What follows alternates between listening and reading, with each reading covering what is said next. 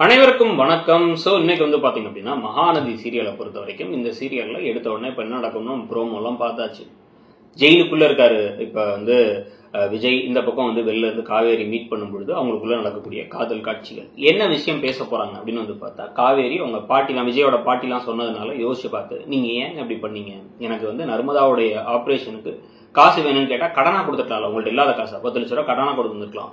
ஆனா நீங்க வந்து இப்ப டீல் அக்ரிமெண்ட்னு போட்டு இப்ப உங்க வாழ்க்கையை தொலைச்சு நீங்க உள்ளர நிக்கணுமா, எல்லாம் என்னாலதான் அப்படிங்க. அப்போ ஒரு டவுட் வந்துருச்சு. ஏன் யாராவது சொன்னாங்களா அப்படின்னா, எதுவும் இல்லை, எதுவும் சொல்லலை. இருந்தாலுமே வந்து எனக்கு வந்து ரொம்ப மனசு கஷ்டமா இருக்கு உங்களை இப்படி பார்க்கணுமே அப்படின்னா, எனக்கு ஒன்றும் கஷ்டமே இல்லை, லீகலாக நடந்துகிட்டு இருக்கு, என் மேலே தப்பு இல்லைங்கிறது எனக்கு தெரியும், உனக்கு தெரியும், சட்டத்துக்கு தெரியும், எனக்கு வெளில அனுப்பிடுவாங்க, நீ யோசிக்காத பெருசா அப்படின்னு திருப்பி அவரும் சொல்லிட்டு இருக்காரு.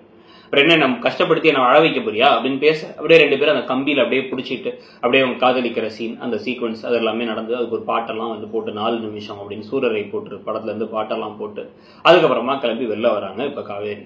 இதுக்கு நடுவில் நிவின் என்ன பண்றாரு, அந்த பிளானை செயல்படுத்தலாம் அப்படின்ட்டு ராகினியை பார்க்கணும்னு கூப்பிட்டு ஒரு பார்க்ல உட்கார வச்சு பேச ஆரம்பிக்கிறாரு. நம்ம எல்லாம் சின்ன வயசுல எப்படி பழகணும், பேசணும், இனிமே அப்படி இருந்தா என்ன, வளரதான் மாறிட்டோம், என் வாழ்க்கையும் வந்து எனக்கு பிடிச்ச மாதிரி அமையல, உன் வாழ்க்கையும் எனக்கு பிடிச்ச மாதிரி அமையல அப்படின்னா கரெக்டா நேக்கா பேசுறாரு. ஆனா டக்குன்னு பாயிண்ட்டுக்கு வந்துட்டாரு. பசுபதி மாமாவை பார்க்கலாமா, நானும் பார்த்து அவர்கிட்டையும் பேசணும்னு நினைக்கிறேங்க போதே ராகினிக்கு புரிஞ்சிருச்சு. இப்படிதான் டக்குன்னு போகக்கூடாது, ஒரு 2-3 ஸ்டெப்பா போயிருக்கணும். அதை வந்து நிவினுக்கு அந்த நேக்கு பத்தாததுனால இப்ப அவர் சிக்கிக்கிட்டு இருக்காரு.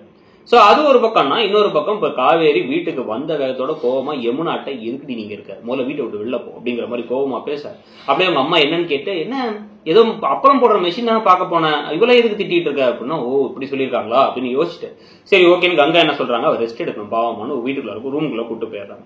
இவங்க என்ன பேசுறாங்கன்னு பாக்குறதுக்காக யமுனா ஒட்டு கேட்டுட்டு வேற திருப்பி ஓ நல்லா நிவின் கூட ஊர் சுத்திட்டு வந்திருப்பா அப்படின்னு வேற அவங்க கேட்டுட்டு இருக்க.